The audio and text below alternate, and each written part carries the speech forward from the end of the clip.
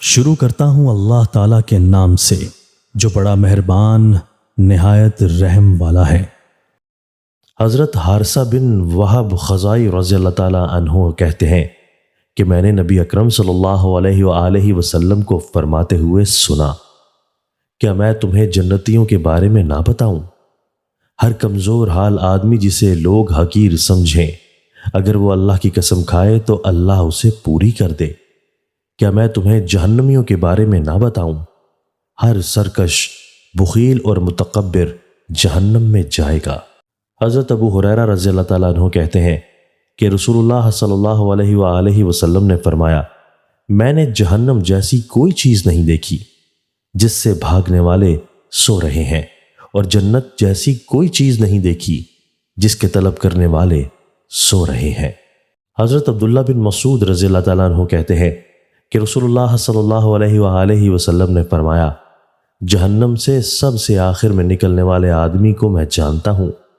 وہ ایسا آدمی ہوگا جو سرین کے بل چلتے ہوئے نکلے گا اور عرض کرے گا، اے میرے رب، لوگ جنت کی تمام جگہ لے چکے ہوں گے۔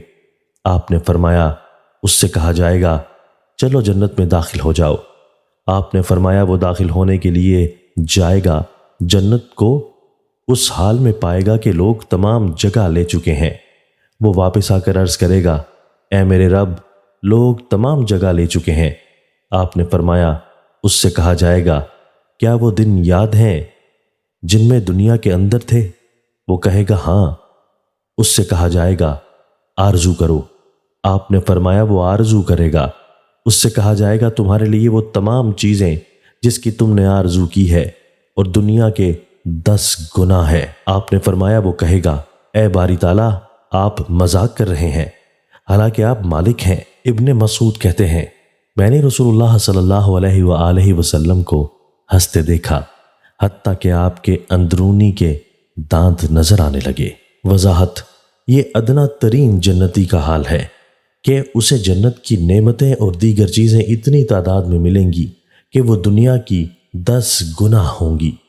اس سے اندازہ لگایا جا سکتا ہے کہ اعلیٰ مقام و مراتب پر فائز ہونے والے جنتیوں پر رب العالمین کا کس قدر انعام و اکرام ہوگا۔